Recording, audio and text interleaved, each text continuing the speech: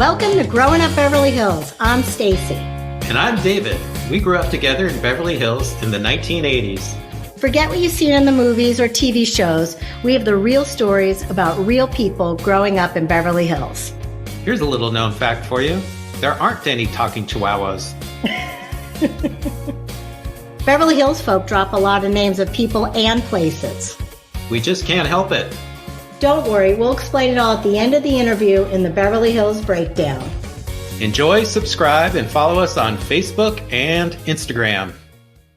Whoa, watch out. You got your great music in my amazing food. No, you got your amazing food in my great live music. I love it. Me too. There's only one place to get gourmet food with the best live music in town, and that's Vibrato Grilled Jazz. It's owned by our friend Eden Alpert and her father, the great Herb Alpert. They make you feel like a star amongst the stars. You can now dine inside or out. There's live music Friday and Saturday nights, and they have an amazing Sunday brunch with live music too. They have a full bar with imaginative cocktails, beer, and wine. They are located at the Glen Center at the top of Beverly Glen. You can make your reservations at resi.com or directly at vibratogrilljazz.com. Tell them Growing Up Beverly Hills sent you. We'll see you there at Vibrato Grill. Yay! Stacy, we have an amazing guest on this episode, and it turns out our next episode too. Oh my God, we had Claudia Wells on, David. It was such an incredible conversation. We were talking literally for 2.5 hours that we've done something we've never done before. We're going to split this one in two. And in the first part, we're going to talk about some of her early days, which are quite interesting. We really only knew her before she made Back to the Future. So this is the Claudia Wells we grew up with. Exactly, because we met her around the age of 14 when she came to Beverly High, but she was quite an established actress prior to moving down to Los Angeles. And she did, her first thing was opera singer, which is the most incredible thing. And she did all this great acting as a child. Yeah, she went from Kuala Lumpur to San Francisco. And then at the age of 7, started starring in operas. Quite incredible. And her story was just fascinating, and hearing everything she was telling us about her younger acting days and how she ended up coming down to Los Angeles to really follow her passion. So enjoy the early years, but please listen to the second part of this because we really get into some more emotional stuff. And I was really pretty moved, and we really see the amazing journey that she went on from Back to the Future and beyond. I thought the conversation itself was just a journey because we really did learn about her early years and things that we had never known about. She'd never communicated before. Quite a wonderful person, with an incredible story and such a big heart. So we hope that everyone enjoys the first one and the second one, because Claudia Wells just really does not disappoint throughout both shows. To find out everything about Claudia Wells that we don't cover in the podcast, go to claudiawells.com. And also she is involved with a charity called Kids in the Spotlight. And you can reach them at kitsinc.org, kidsinthespotlight.org, empowering foster kids through filmmaking. And if you're local and you need some men's clothing for yourself or for a loved one, go to Armani Wells. She's been in business for over 25 years, and it's a fabulous men's clothing apparel. And if you want to be dressed by a stylish woman, call Claudia Wells directly or contact her at claudiawells.com and get styled by the stars. And the great thing about Armani Wells is you get all the designer brands for less. That's right. How cool is that? Totally cool. You'll also meet Claudia's cats in this episode. Listen carefully. You might hear a meow. We hope you enjoy. Thanks, guys. Let's hear it.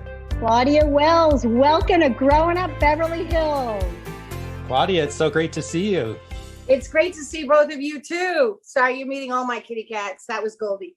Oh, hello, Goldie. I love that you're doing this show, by the way. I think it's genius and brilliant because the Beverly Hills High School shows don't seem like Beverly Hills High School at all to me. Well, thank you. And thank you for being on.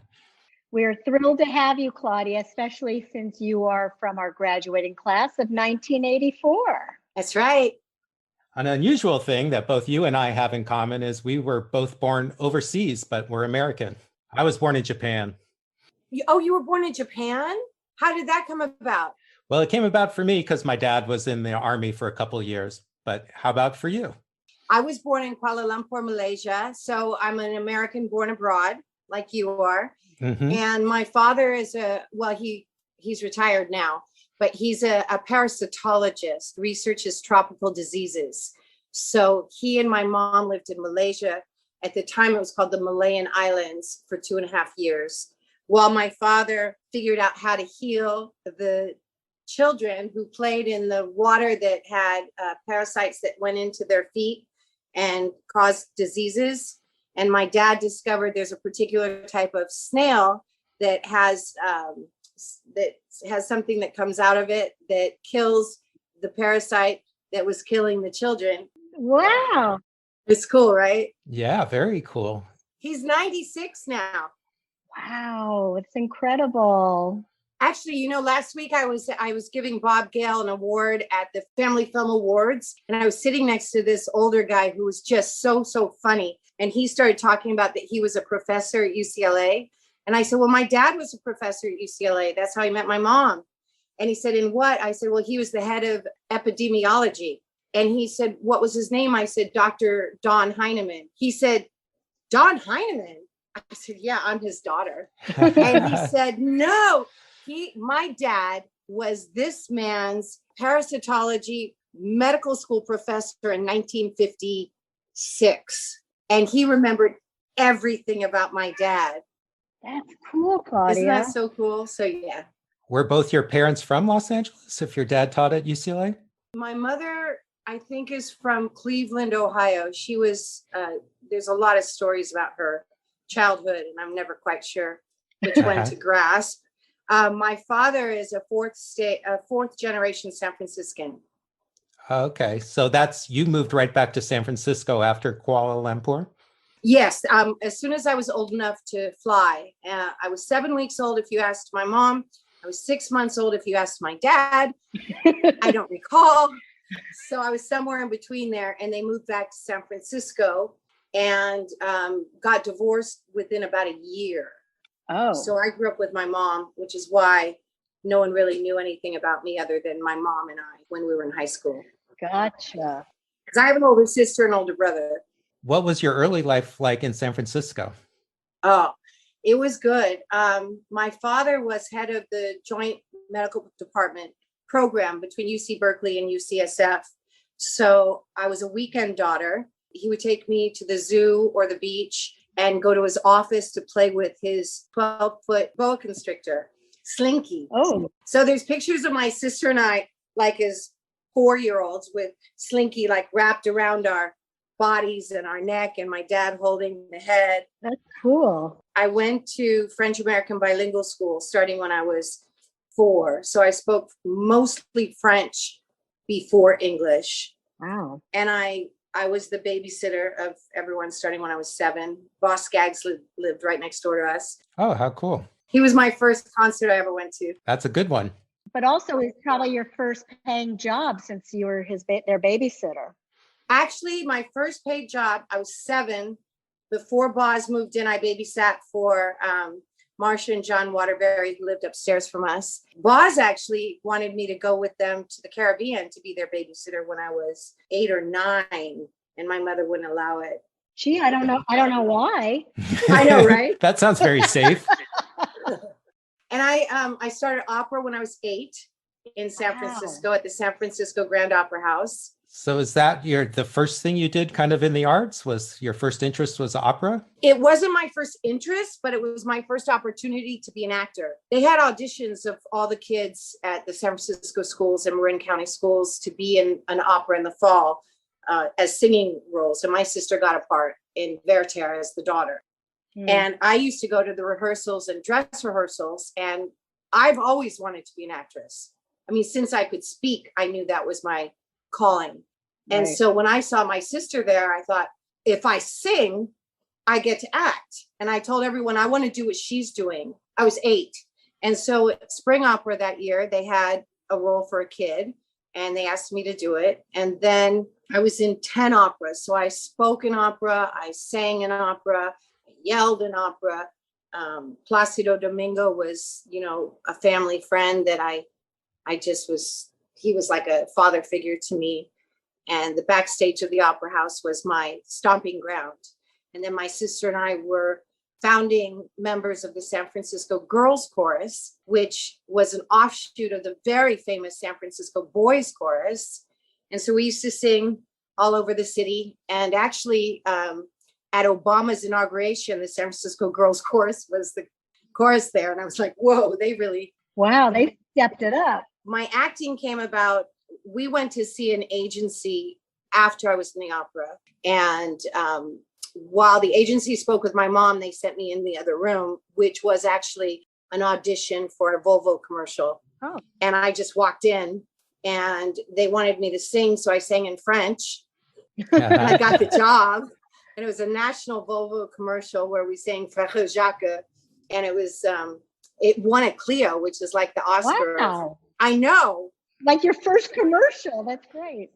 So then I was with Brebner Agency, which a lot of people would know in San Francisco. And then I went to modeling agency Gourmet. I was in like the J.C. Penney catalogs and the Sears catalogs and Sunday Paper. I was in like the pink section or the, I found a bunch of them of my modeling days. Oh, neat.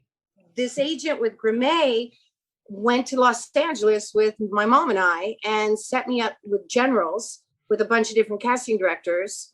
And I just walked in and talked.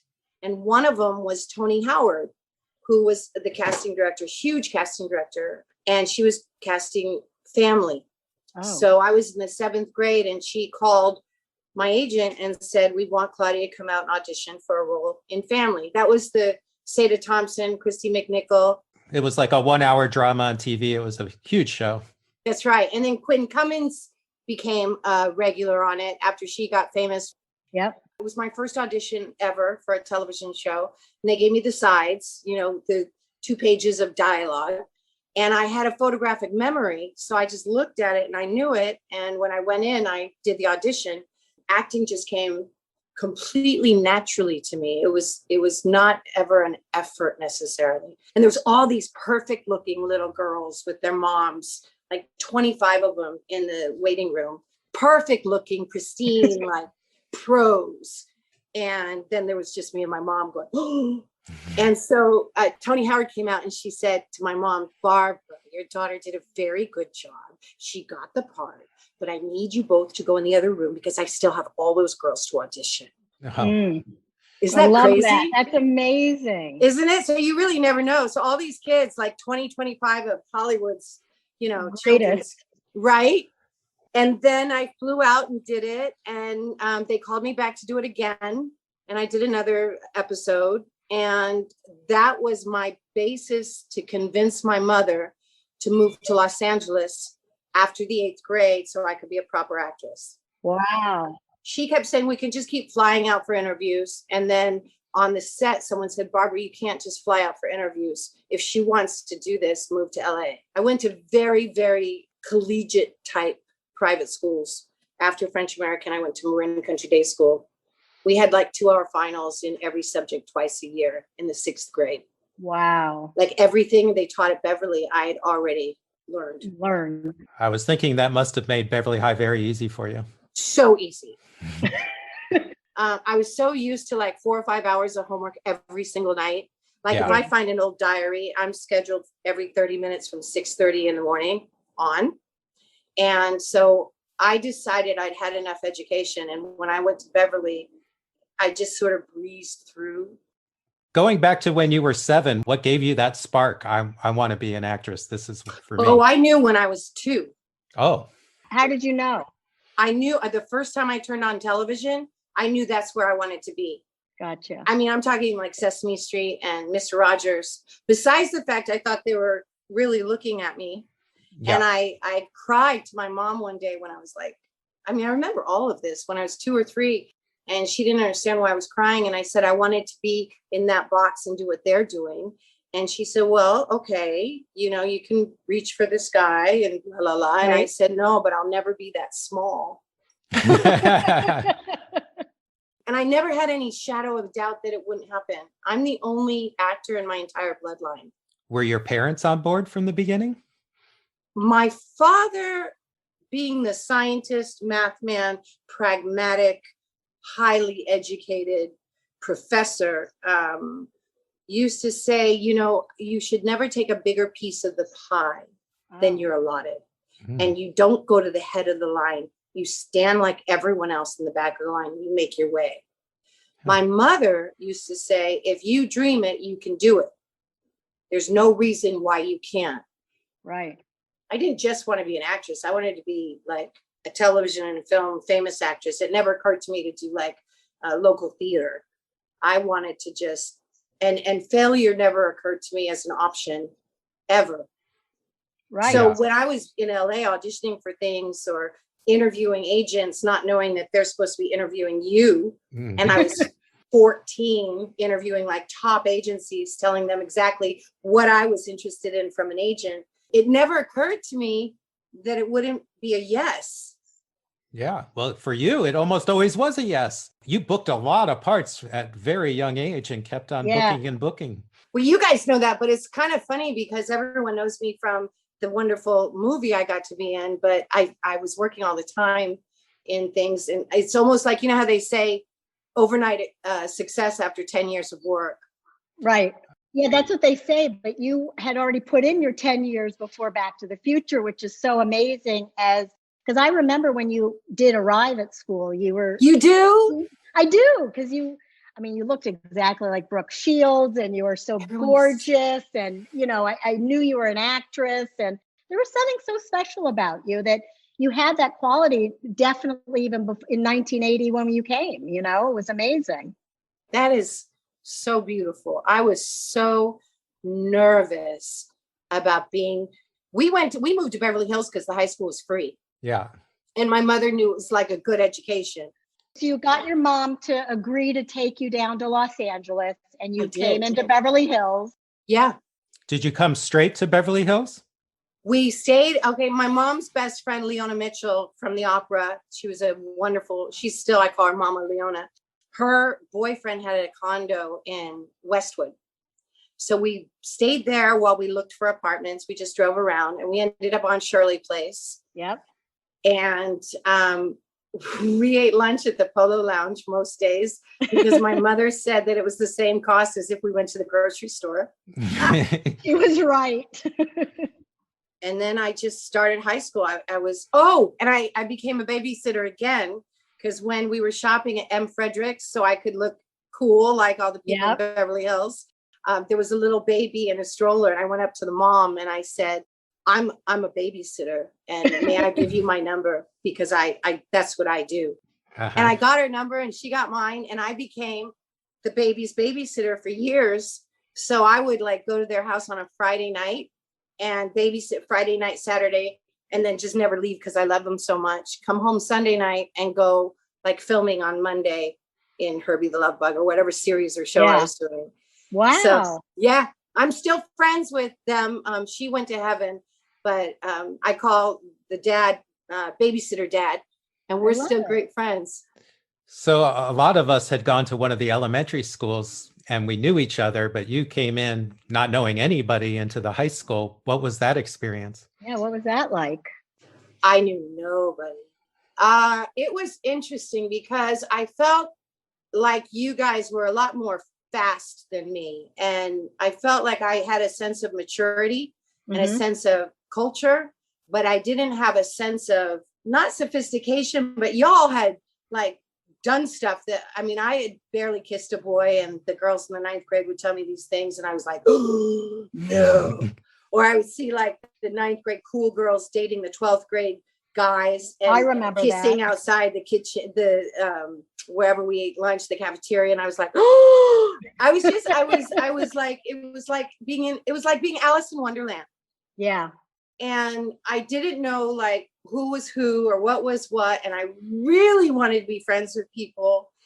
And I remember like, I became best friends with one girl. And I remember I told her this, actually, she forgot about it at the reunion. But I remember she yelled at me once in the hallway and said, "You're just too sweet. No one's that nice. You're too good to be true." And I was like thinking, what did I do? So it's just like I was, I really wanted to be friends with people, and I didn't quite fit in with any one particular group. So except except the drama department. That was like my comfort zone. So right in ninth grade, did you go right into the drama department with John Ingalls, right? Yes, and Andy Grenier. Okay. I did junior drama festival, but Right. I was alone. I didn't do a group one because I had to be available for auditions. And I won first place. I did individual mime, and I worked with Andy Grenier and did a 5-minute mime. Wow. Yeah. I'm vaguely remembering. I have a feeling I saw you do the mime at some point. I remember seeing mime at Beverly. Some people might take the attitude of, hey, I'm already a working actress. I don't need to be doing this high school drama. You guys are so nice. Yeah, that never occurred to me. I was just so excited. And then I remember Nicolas Cage saw it and told me how good I was as in that before he ended up moving to New York. And I mean, he was Nicholas Coppola at the time. Exactly. Yeah, Let's Coppola talk and then about Cage. that. When you were in high school and you were in the acting, you obviously met Nicholas Coppola, Nicolas Cage, John Turteltaub, David Cohen, Jason Munchnick, Pammy Siegel. Yeah. Johnny Silverman was discovered in a play that I did with him that was Alice in Wonderland, Andre Gregory's Alice in Wonderland. Yeah. My agent went to see it, thought Johnny was great, asked me to introduce him. I introduced Johnny to Vaughn, who was like the lower agent at STE, my agency I was at. I was always with adult agencies. Vaughn became Johnny's representative.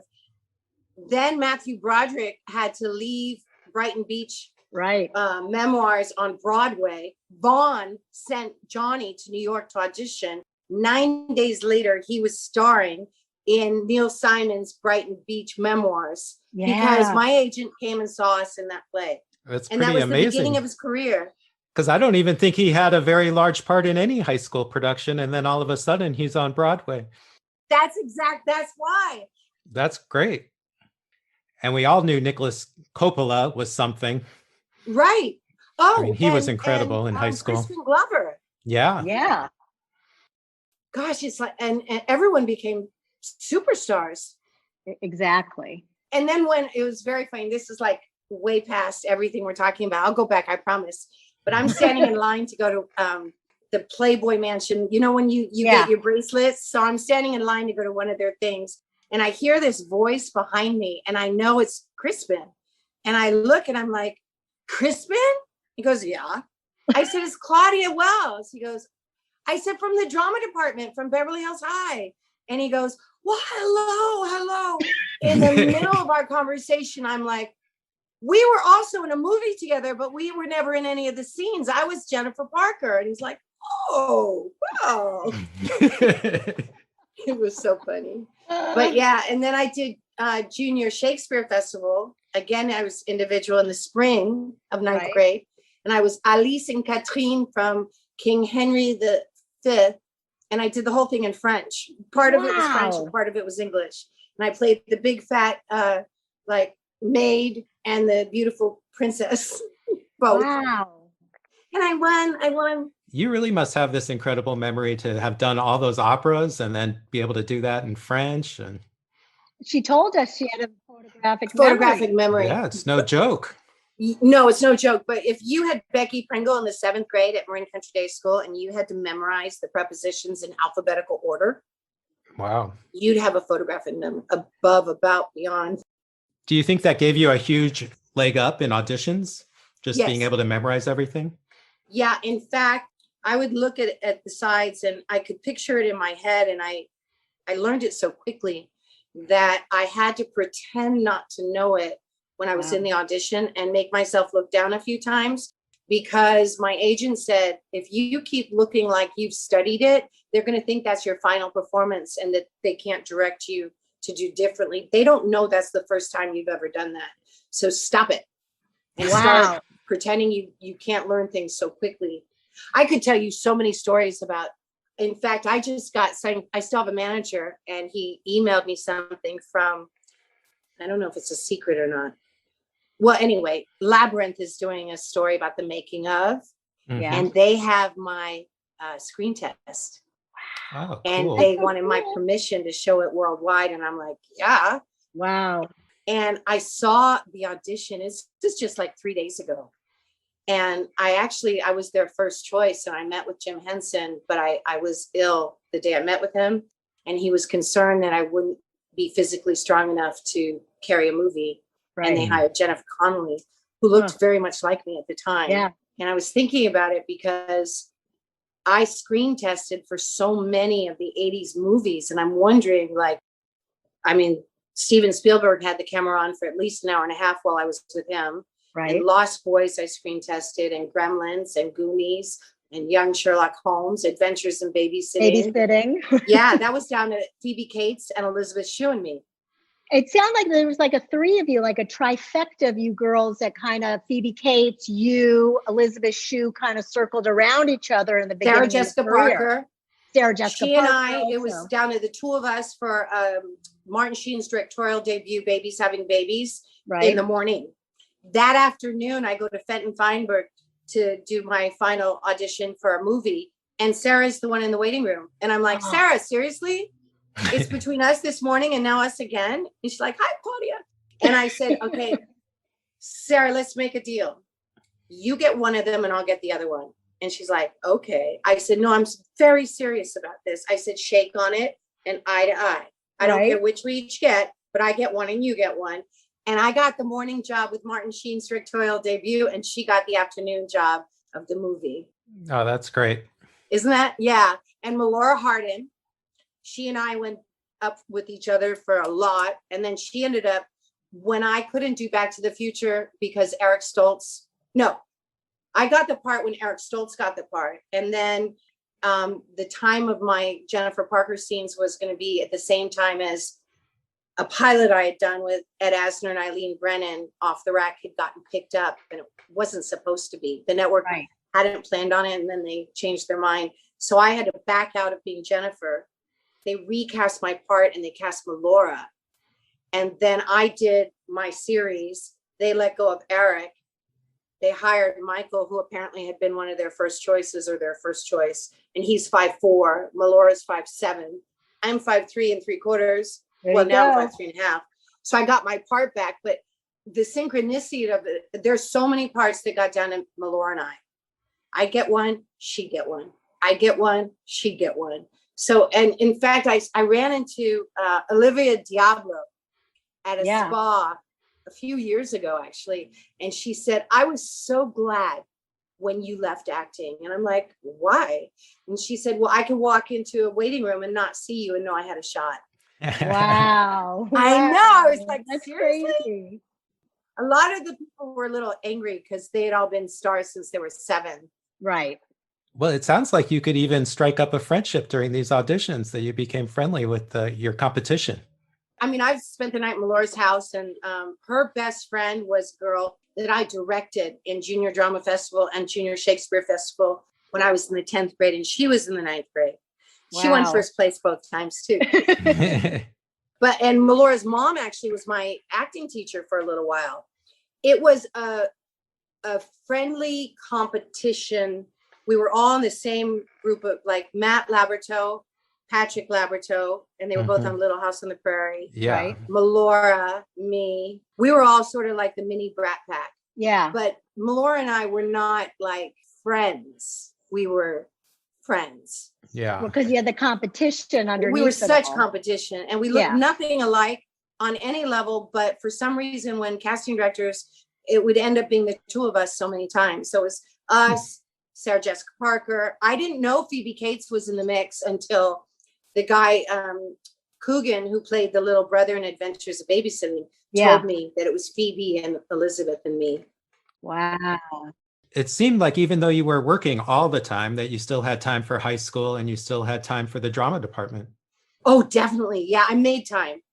I made time for sure. And that's why I was doing individual things and then only one play, the Andre Gregory, because Johnny had to be discovered and get famous. So it worked Right. out perfectly.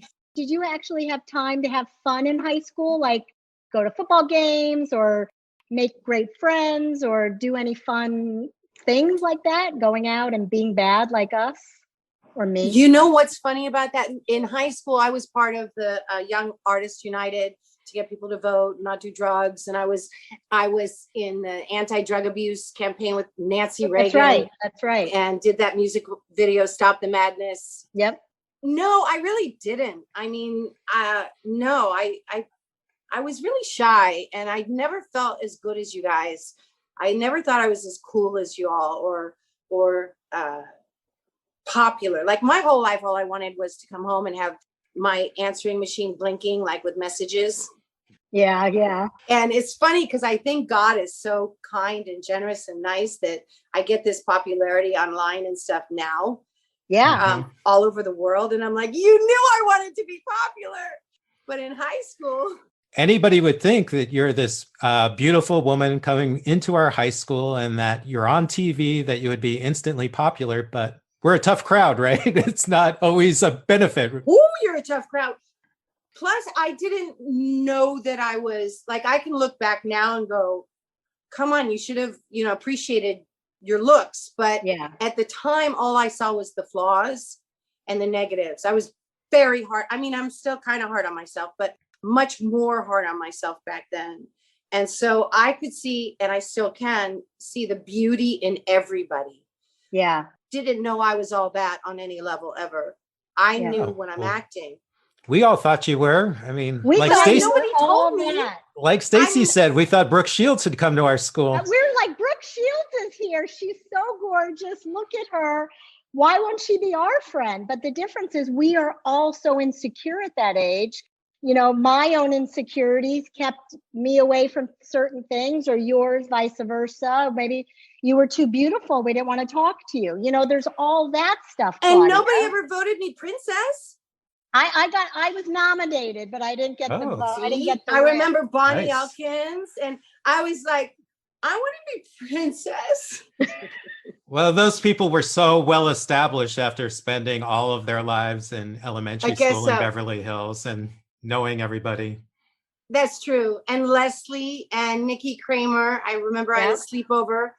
Larissa, not Leslie. but Larissa, also yeah, Leslie. Larissa, she's great. Yeah, I just never felt that I wasn't that cool. Like I didn't really go to any parties. I had one car date with David Weissman Oh, in his white convertible Rabbit. yeah, yeah. And we went to Lou's, the Chinese restaurant. And Yeah. I was terrified to eat in front of somebody because I thought I'd like be sloppy. Yeah. And then he took me to his house. His parents were downstairs getting stoned and watching Altered States. Oh, wow. My memory is like, I'm like loving I your remember memory. being spoon fed in the high chair. I remember everything. I remember what I was thinking. And he brought me up to his room and he turned on the lights and they were red. Wow. Oh, He sat on God. his bed and he picked up his guitar and he played me a song that he had written for Melanie Shatner, Oh my his God. his old girlfriend. And I was just sitting there going, "Oh my God, what's going on?" He had a whole setup. He Yeah. had a whole thing going on. Oh, he had a whole. It didn't work. I mean, he was with the wrong girl for that stuff to work. yeah. And then apparently, my mom said the next day he came to pick me up, take me to school, and she was like, "Claudia had left 10 minutes ago." She walked to school, and I never had a date with him again. I guess I wasn't what he was looking for. Yeah. That was about as wild as it got for me. Of all these pre-Back to the Future jobs that you had, which was one of your favorites or a couple of your favorites? I love that question. I had so many wonderful experiences. In fact, like Fast Times, the series I did, the Amy Heckerling Yeah. series, that was the only time I really worked with people, my peers. Hmm. I always was the kid in adult shows. I played Ed Asner's daughter in Anatomy of an Illness, based on Norman Cousins' story of healing himself of a degenerative spinal disease through intravenous major doses of vitamin C and laughter and healthy food. And I found him. And he said, out of everyone in this movie, no one looked for him, not the producers, writers, nobody. And I became Wow. friends with him and his wife, went to their house, and I interviewed him. And ended up doing a report on him as my high school report. Wow. So that job he came to my high school graduation party at the Westwood Marquee luncheon. That's so cool. Yeah, and Dean Jones was there, and my dad came from San Yay. Francisco, and my brother. Working with Dean Jones in Herbie the Love Bug, the series, was one of my very favorites because it changed the projection of my entire life. He used to talk to me about God. He would always say, Clay, come here, let's sit down and talk. He would talk to me about discernment and God and the Holy Spirit. And he and his wife took my mom and I to church every Sunday, at Church on the Way, while we did the series. And I stayed friends with them. Lori's still alive. They gave me my first Bible. I didn't even know I was Jewish until I was like 16 or 17. And I asked Johnny Silverman to explain to me the difference between being Jew and Christian. He's like, well, we're basically the same, but Jews don't believe that Jesus is a great prophet and teacher, and Christians believe he's God's son. But other than that, they're pretty similar. Well, Johnny had it down. Version. Johnny knew what to say. So that movie, actually, that incident where you met these people really changed your life and gave you an opening to God and Christianity into your life. Is that what you're saying? Yeah. In terms of acting, my first guest starring role after Family was Strike Force with Robert Stack. Right. And I played a drugged out young girl. And I called my pediatrician in San Francisco to find out what the physical manifestations of drugs are and like how to do that performance. That I love. So you like doing the research. I love that. And I played another girl, nice high school girl who became a drug addict and ended up in a sex, drugs, runaway type thing on Simon and Simon. Oh. And that was Gerald McCraney's directorial debut. Oh, wow. And that was one of my very favorite acting jobs. Very cool. Fame was one of my very favorite acting jobs because that was my first big kiss in life ever. Tell us about your big life kiss on screen then. I'll tell you, it was with Danny Amatullo, the character, and I played Maria, a Russian dancer, con artist who wasn't good enough to be a dancer. In fact, when we were doing the dancing scene, what's her name? Debbie Allen looked at me. Yeah. She goes, why do they hire actors who can't dance? And I was like, well, I got to toe when I did ballet growing up, but I wasn't as good enough for her.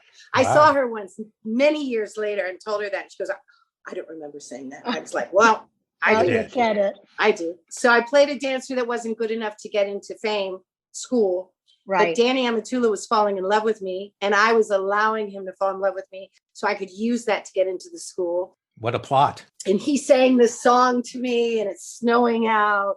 And then he kisses me, and I was so nervous. I mean, I was like the breath spray. Remember Banaka? Yeah. I'm walking to the set from the dressing room, and I was just terrified. But when he kissed me, I was like, I melted. I saw stars. And it lasted for a really long time. And I was just like, I forgot everything. I mean, I'm such a romantic. I love and that then story. We stopped kissing, and he's like, and he looked at the camera and he goes, F. They said the word. What's my line? That's my first. You left them speechless. And the good thing about all of your acting roles that were the drug addict, even though you missed some of this actual stuff in real life high school, you got to do it as an actor. So you're probably better off in the long run. You're so good, Stacey. That's true. I used to tell my mom that because I didn't want to go to college. And Mr. Hooker was my counselor at Beverly. Yeah. And he was so sweet. And he used to say, Claudia, you don't know for sure you're going to be an actress, and you need to go to college just to hedge your bets. And I was like, but Mr. Hooker, I'm already an actress and it's what I want to do. Why should I go to college when I can be a doctor, a lawyer, a teacher, a princess, a mom? I can do all of these parts without going to college, and I can just play them. And That's it's right. Like being them. That's right. He didn't quite see it that way, but that's why you shouldn't let Patrick Dempsey operate on you in real life. Patrick Dempsey played Damone in Fast Times. Oh, wow. Right, with you. We know. Yeah. The people in Fast Times, and Courtney Thorne-Smith played Stacy. Yep. And Ray Walston was Mr. Hand again. Carried it over. And Vincent Schiavelli was the science teacher from the movie. Of course. But and Moon Unit Zappa was the reality consultant and also played a character named Barbara. Fun. So all these, and Wally Ward, who's now Wallace Ingham and stars on one of the CSIs. The people in that series became superstars after. Yeah. Well, I just like that you were involved in a lot of our growing up, Back to the Future and Fast Times, two of our most favorite things growing up in the 80s. So yay to you, Claudia. Yay, you, Stacey. Yay, you. Oh, and you know what? Nick was in Fast Times at Ridgemont High. Yeah, that was one of his first parts, or maybe Yeah. his very first part. And Yes. it was all the same people who did the series. Amy Heckerling, Neil Israel. It was all the same writers and directors. So there were very few actual working actors at Beverly. Were you able to kind of bond with them or meet them while you were at You school? guys are so nice. I used to think like everyone is working. And my mother used to say to me, Claudia, she said a few things. She said, pay attention to the nerds because they're going to be the ones that run the world one day. True. How true did that become? And the football players are going to be like pudgy and, sitting on the couch drinking their beer. So pay attention to the nerds. And I used to just think everyone was great and everyone was beautiful and everyone was successful. But I never looked at myself that way. I mean, for me to walk down the street in front of the swim gym gave me terror. Wow. Because I knew people were sitting there and they're so cool and they're going to see me when I'm walking by. It was like 10 years later, I saw different high school people who said to me, oh, I had such a crush on you. I'm like, you didn't even say hi to me. Right. Yeah, well, they were insecure too. I guess, yeah. It was an insecure time for all of us, and It had to be. crazy. Especially at Beverly Oh, with the eating disorders and Oh. the girls teaching each other all the how to diets throw up, literally how to throw up too. or laxatives. Yeah, Yeah, it was a they had thing. it was all gross. Binging together. I mean, if people knew the reality of the pressure, We're here to tell them. We're here to tell the truth of what it's like. Yes. It was tough growing up in Beverly Hills in high school. It really was a hard time. We're trying to be cool. Who's super cool? I mean, you're a major actress, stunningly gorgeous, and you're feeling insecure. I'm just scrappy trying to get by. David's just the best. David was always comfortable in who he is. This is how I take it. You were comfortable in who you were. You were not trying to be anything for anyone. And you were kind. And you weren't about you. You were about other people. I remember everything about you in high school. I remember knowing you were one of the good guys and the nice guys. And you always gave me a hug. And you were always sensitive and unassuming. And your brother, thank you so your much. older brother was the same. He was just intelligent and kind and soft-spoken and quiet, but scientific. And and Stacey, you were always popular. Everyone loved you, athletic, smiling. You looked exactly like you look now, but your hair was a little shorter. I mean, it's amazing. You two are two of the nicest people from high school. Oh, well, thank you. So much. Thank you so much. I love that you're doing this show. I love it because We're having a high blast. school's like supposed to be the greatest years of your life, and it's where you make your friends forever. I don't know. I used to really like getting jobs so I didn't have to go to school. I hear you. I get it. Well, I think it was tough and a different experience for everybody. And that's what we're learning on the show. Even the most popular seeming person had their insecurities. And True. And who knew? yeah. Exactly. After high school, I'd find out sometimes like who people were. And I was like, oh, I never knew that. Oh, yeah, that last name. Well, it is the same last name as that building. Yeah. I never put two and two together. On our show, we're just like, what do you mean your parents own Rodeo Drive or whatever it might be, or your dad's who? I just knew you as my friend. And Me? we didn't know. Too. So Never weird. occurred to me, except I think her name was Lizzie or Elizabeth, and her mom was Mrs. Brady. Oh, well, of course, because that's everybody's mother. Oh, I went to her house once and I saw Mrs. Brady. Yes. Oh my goodness. I went home that day. I'm like, Mommy, Mrs. Brady is not like Mrs. Brady. We got in trouble for sitting on the bed. We got in trouble for eating too much. And I mean, I was like, And you're like, where's wow. Alice? Too bad Alice wasn't there. We need Right? Alice. And then also was weird growing up having Ryan Cassidy with his mom being the mom for Shirley Jones from the Partridge Family. So Which I didn't know. Mrs. Brady and Mrs. Partridge. Weird, right? So Really weird. Yeah. So I weird. knew her because when I was doing Herbie the Love Bug at Disney, Patsy Kensit was doing Pollyanna and Shirley Jones played her Wow. mom. But I didn't know Shirley Jones' kid was in high school with me. Totally. And Ryan has been my customer at my store over the years. Yeah. And Pat Cassidy, when he came to the drama department one day and he's playing the piano and Julia Bloom is singing in her perfect voice. Yep. And I Oh, was yeah. like, who's that I remember. cool guy? I mean, I had no idea about the parents. And my customer's parent, one of my customers, her dad is Sherwood Schwartz. Oh, made all the shows. Right. And she was the one in the Brady Brunch who got the frog on her face. Oh, yeah.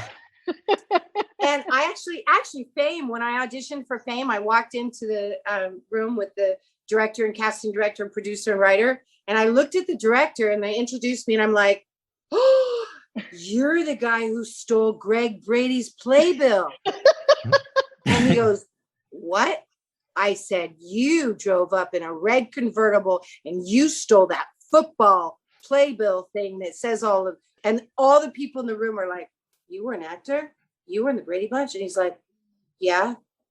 Okay. So I was like, you can't. That's And that was great. my audition for Fame. That's great. That It is was so so funny. great. So let's talk about how, of course, we got to Back to the Future. We're going to stop part 1 of our talk with Claudia Wells now, but come back for part 2, where we talk about Back to the Future and everything beyond that. Welcome to the Beverly Hills Breakdown. It's that time again, the Beverly Hills Breakdown. This is part 1, since this is a 2-parter, but Claudia mentioned a lot of people just in this first part. And some of the more interesting people that she talks about, I think, are casting agents, which I don't really think about a lot in my life, but God, can you imagine the power they have in Hollywood? Geez, Louise, they can make or break you. They're just the main, I guess they're the gatekeeper, really. Yeah, they're like one of the second, there's so many gatekeepers. 'Cause Exactly. they don't give you the part, but you can't get the part without them. Yeah, there's a lot of necessary people in order to get on TV or movie or any of that. Yeah, and a lot of them were on Claudia's side when she was young, and she must have been an incredible auditioner because she booked so many parts before and during high school. Oh my God. And she was so well-versed and accomplished. And it sounded like, she pretty much won or got every part that she went out for as a young star. One of these people who helped her early on was Toni Howard. She cast Claudia in the TV show Family, and she also did the casting for Heart to Heart, which is interesting because we're going to have Robert Wagner's daughter, Katie Wagner, on soon. I know, it's just such a incestuous world that just mixes everything in together. So we love it in Beverly Hills. And she talks about the people who cast her in Back to the Future, and that was Fenton Feinberg. And they were a team of Mike Fenton and Jane Feinberg. And boy, did they do a lot of big movies. Pretty incredible. They had Aliens, E.T., Indiana Jones, and of course, Back to the Future. So they did a lot of work with Spielberg. And they were pretty busy in the 80s.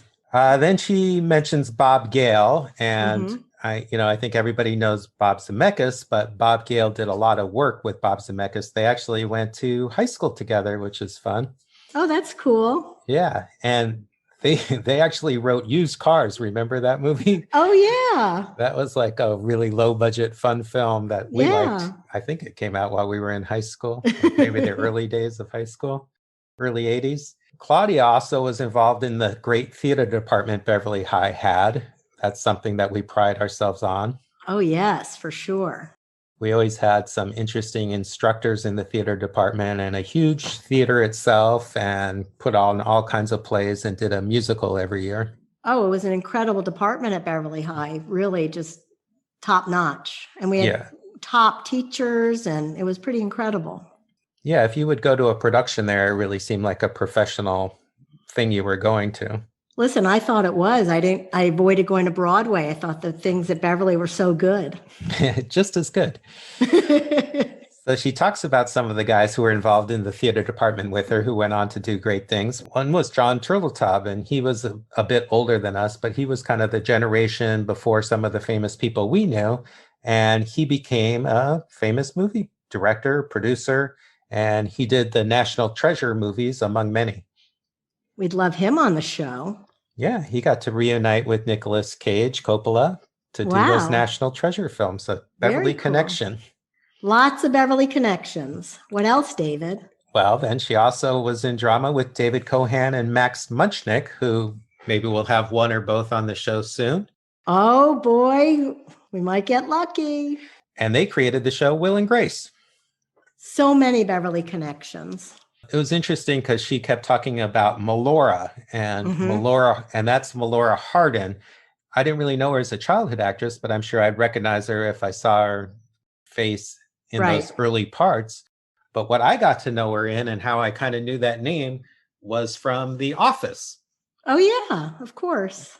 I'm an Office fan, and she played Jan, Michael Scott's girlfriend, who ran corporate or was Of course. She was up against Claudia in a lot of the up and coming things while Claudia was becoming an actress. Yeah, they even had a frenemy sleepover.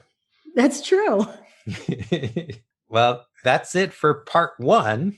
But I encourage you all, you listen this much, I really think you should listen to part two, which we even get more in depth and really dig deeper into what Claudia's life was like. Stay around for part two. So suicide has personally affected my life, and we like to mention at the end of our show that there is help for everybody out there. You know, I think everybody's going through a tough time now, and we don't want anybody to take their lives. Especially during this COVID situation, we've all been experiencing depression and hard times. Things can always get better. Everything bad now can get better.